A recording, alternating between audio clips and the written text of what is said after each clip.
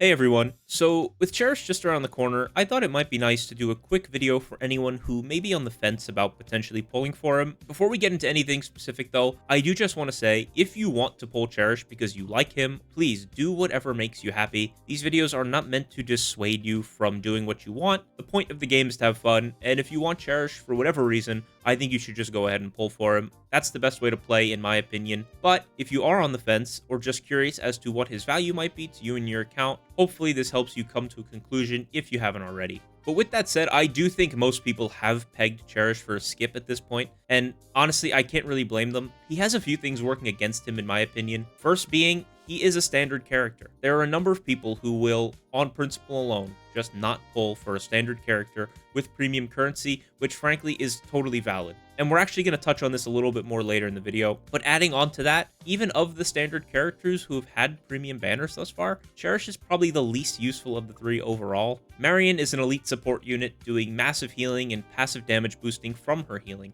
making her a great unit on any team. Phoebe is a navigator, and the navigator role is light in terms of options. Especially at the time of her release, Phoebe would have been the only 5-star navigator option. But unlike the other two, Cherish doesn't really have a claim to fame. Cherish is a guardian unit, which is basically a tank that would likely not see much play outside of a Fox team from a meta perspective, as he's mainly a defense buffer and shielder, and not many characters scale on defense buffing and shielding. Now, he could certainly see use in modes like Trial of Thorns or other event-type boss fights, but I find it hard to recommend a unit strictly for event bosses that we get every other month at best. Though, I have mentioned Fox a few times now, and to give Cherish some shine, since I feel like I've done nothing but put him down since this video started, he is going to be an elite unit to pair with Fox. They're both defense scaling characters. Cherish provides and scales on defense, and he additionally is providing shields, and Fox's damage scales on defense with additional bonus damage based on instances of having shields applied. Cherish is doing both at the same time. The fit is pretty natural, and Cherish is going to be an elite sidekick to Fox no matter how you want to cut it. I can already see the pairing of Fox and Yuki providing massive defense buffing and shields to play right into what Fox is looking for. You could also see Cherish outright replace Yuki and maybe slot in someone like Cord to let Yusuke keep close to 100% uptime on his highlight,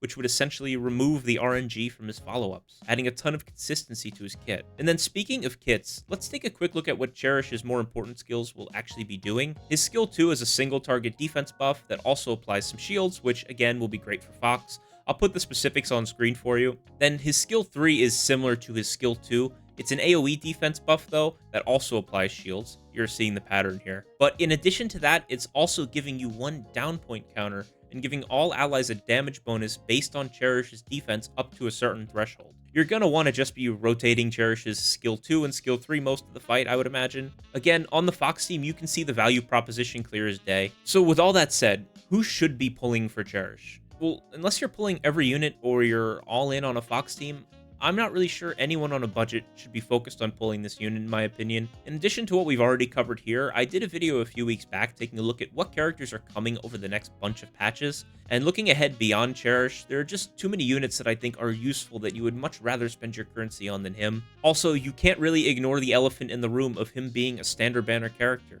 If you saw my video from a few days ago, you'll know that I believe we will get resolution on, or at least some form of clarity on the standard banner jail on Monday's livestream.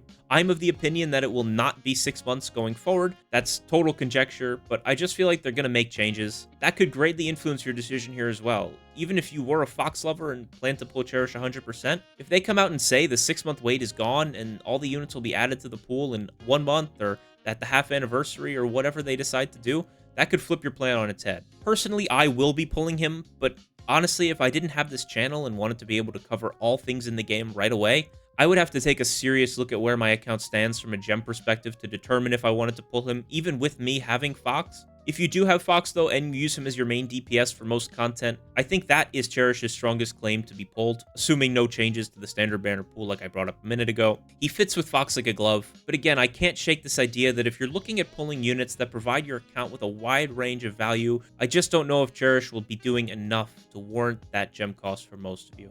And that'll do it for this one. I hope this was short and to the point. I've kind of enjoyed making these shorter, more focused videos of late, so if you like this style of video, let me know, and I will keep trying to incorporate more videos like this in the future. Also, I won't spoil anything, but I have a cool collaboration planned for the channel, hopefully in the coming days. I don't want to make any promises, but If you guys are fans of the Farmers Market P5X channel, you may enjoy what we have cooking up for you guys. But until then, thank you again for watching. I appreciate your continued support. As always, I look forward to seeing you on the next one, and have a good one.